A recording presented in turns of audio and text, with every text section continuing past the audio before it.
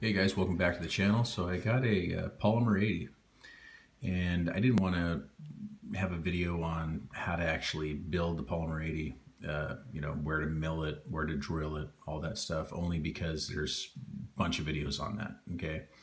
One thing that I will say is that they're a little tedious, okay? It's not real difficult, it's just you gotta really take your time, don't rush it, okay?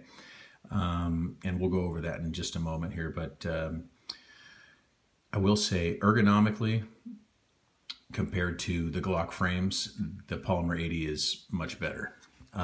If in the hand, if you just, you see it's got a extended beaver tail here in the back, and you have this undercut right here, pretty drastic undercut really.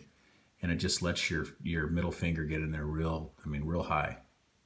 So if you look at that, you could really see how well it fits. Fits real good in the hand, okay? You have this little ledge here, okay? These side cuts on both sides. All right, so you can put your thumbs there if you'd like. I'm a little higher with my thumbs, but if you wanted to put it right there, you can. You know, it's a little accelerator notch there, or whatever you want to call it. Accelerator cut, okay? But you know, it's funny because if you take your standard Glock frame and you send it in and you want to get all this stuff done to it, the stippling, which the stippling on this is really good. It's got real good texture, good bite to it. You got a good grip. But if you go and send this in and have all this done to your Glock frame, you're going to spend probably, I don't know, $400 or $500, maybe more, okay?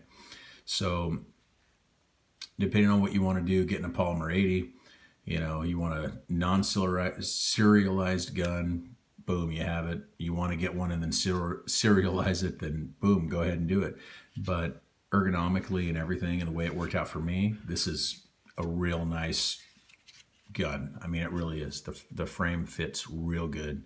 And then everything went together after everything was milled and drilled and everything. All the Glock parts just dropped right in, okay? This, I will say, is, for the mag release, is already cut. It's got like a relief cut here.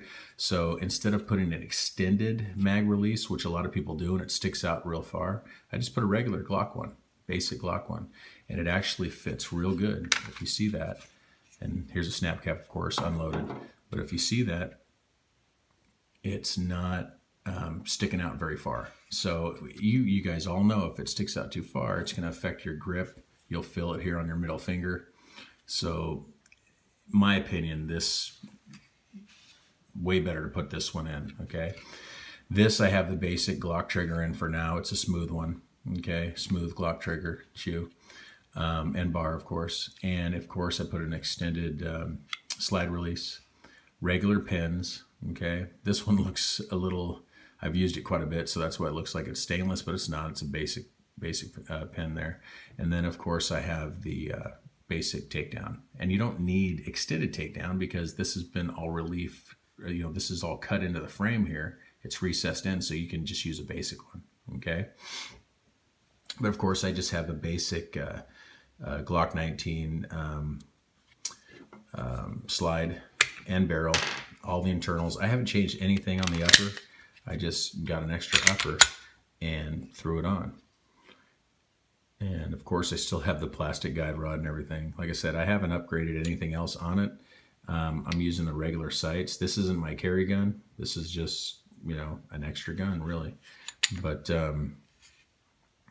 it's done really well so far. Let's go ahead and break it down real quick. You guys can see. Let's see if I can do it on camera. Of course. Okay, so it breaks down just like a Glock, of course. Let's put this away because you guys already know all about that. But the thing with these Polymer 80s is when you're doing the original milling, okay, you need to make sure, I gotta get this in focus. Let's see here. You need to make sure that you can kind of see it, and I left it there on purpose there, but you can kind of see, and I could have taken it down more, but you can kind of see the little outline of where the notches were, okay? Because you have a big, when you get this brand new, in the jig, this will be up higher quite a bit, okay, right there on both sides. And then it'll be in the back here too, okay? You can kind of see that. And some people take it down too far. I had another frame that I did, and I went a little too deep here. So it's a little gouged on both sides. I'm not even using that frame, but it wouldn't matter. It would still work, of course, but you could see what I did. And then after that, after I took it down to about that far, I just sanded it. Real fine sandpaper, super fine. I think it was like 2000 grit there and also there, just smoothed everything out. And of course you have to mill this out in the center, okay? Which this is a little harder to do because it's round. And if you look, let me see if I can show you guys. It still looks a little choppy in there, but it was very difficult to do. And I didn't want to spend, you know, a whole lot of time. I just wanted to get it at least functional. So I sanded it down afterwards best I could, milled that all out. And what I did was I first used the drill to mill it down with. And then I used a, actually no, I didn't use a drill. I used a die grinder at work, and I had an extra, like a grinder bit on it, and just milled that all the way down, and then went down with a file and then also sandpaper back and forth until I got it all completely smooth on both sides.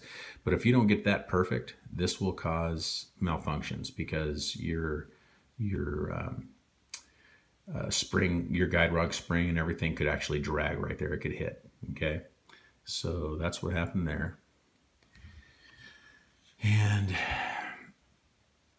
it's funny because when I got the other frame, the back rails were wrong, and I put it in the frame, it would not work. So I had to contact Polymer 80 back and forth, and they sent me out a new set of rails for the back, which I put it in the gun. I had already had this one already, and yeah, now it works. So I was a little ticked off at that. So be careful when you guys get one. I guess there was a batch of them where they sent the wrong rails out for the back.